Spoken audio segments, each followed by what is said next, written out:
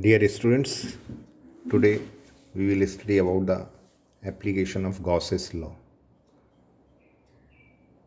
We know Gauss's law, and for applying Gauss's law, we must know the first thing, what is electric flux.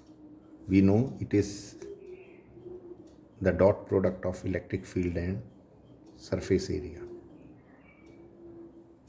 Phi is equal to E dot A, we can write for surface area A. E is the electric field and A is the surface area. Or for a small surface area, we can write the flux through it, d phi is equal to E dot ds,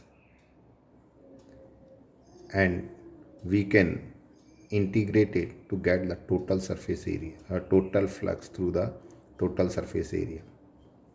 Second, we must know what is Gauss's law.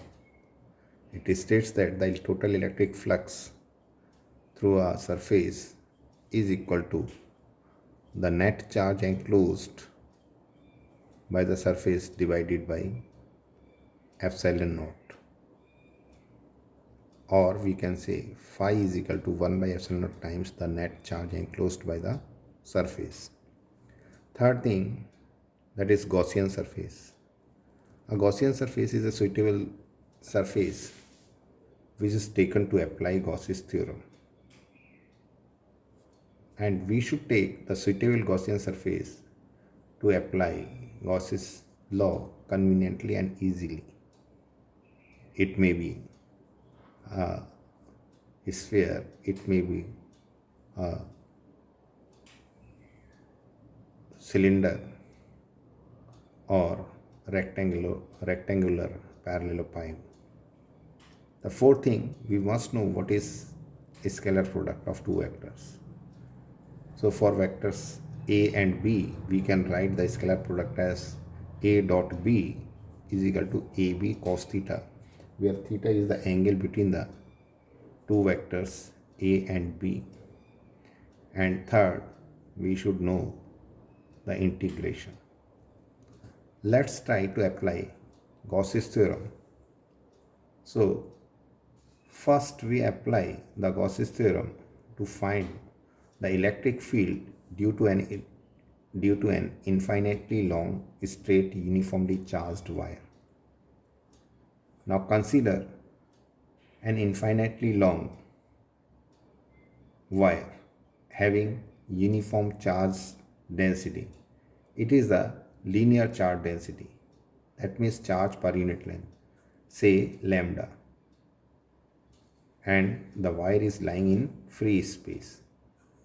P be a point near to it, let r distance away from the charged wire, where we have to find the electric field. Now, in order to find the electric field due to this infinitely long uniformly charged wire, we have to consider a Gaussian surface. So we can consider a right circular cylinder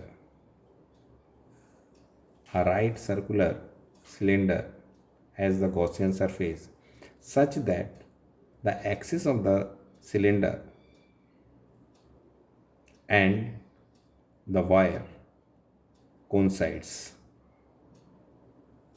so that the point P lies on its curved surface. We know a cylinder has three surfaces. This is one plane surface, this is second plane surface, and this one is the curved surface. This one is the curved surface. So we can have the three surfaces, namely 1, the curved surface, 2, first plane surface, 3, second plane surface. So the total flux through the cylinder or the Gaussian surface is equal to the sum of the flux through the curved surface phi 1, the first plane surface say phi 2, or the this surface, and phi 3 the flux through the third plane surface.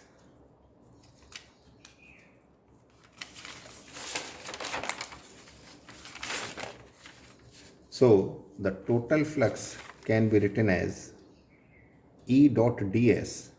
ds is the small surface area we are considering for each of the surface. For curved surface we are considering this.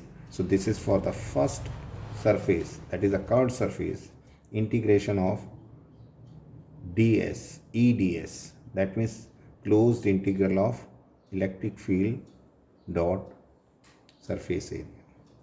Similarly, plus for first plane surface, that means second surface, closed integral of E dot ds, and for second plane surface, that is surface 3, E dot ds, closed integral of E dot ds.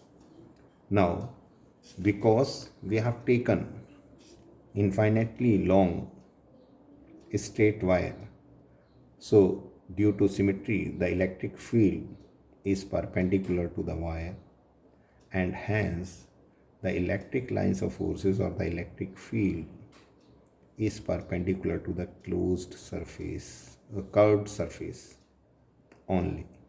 And as it is perpendicular to the curved surface, so for curved surface we can write E dot ds as eds cos 0, because the angle between the surface area and the electric field will be 0.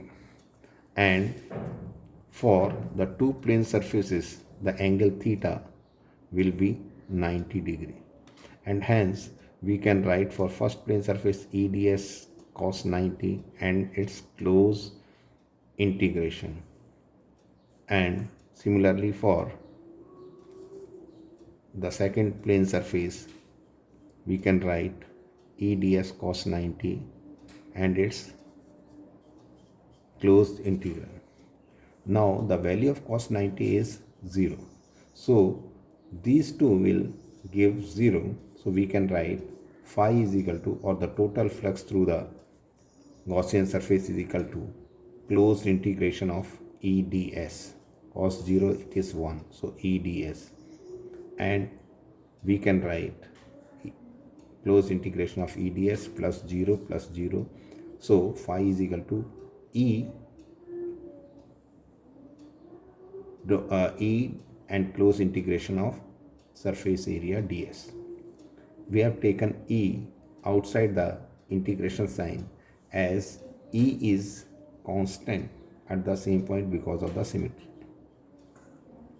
At equidistant, take all the points on the curved surface are equidistant from the wire or the charged wire, so we can take it outside, and this is a closed integration of surface area. Now curved surface area of the whole of the cylinder, if we integrate this ds, we get 2 pi rl, the circumference into the height of the cylinder.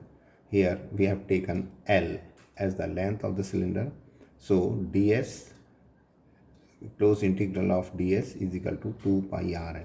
So we can write phi is equal to E dot 2 pi rl. Now this equation, consider it as first. Now second thing, also by Gauss's theorem we can write the flux through the Gaussian surface. According to Gauss's law, phi is equal to, or the flux is equal to 1 by epsilon naught times the net charge enclosed by the surface. So q net here, the total charge enclosed by the cylinder, the Gaussian surface, is equal to lambda into L. That means linear charge density into length of the cylinder or the height of the cylinder. So we can write phi is equal to lambda L by epsilon naught by this law. Now from first and second, it's very simple to equate E 2 pi RL is equal to lambda L. So L will cancel out and we will get E is equal to lambda by 2 pi epsilon naught dot R. In vector form, we can write E is equal to lambda by 2 pi epsilon naught R and into whole of this with unit vector, radial unit vector n. So this is the way to find the electric field due to an infinitely long, uniformly charged straight wire.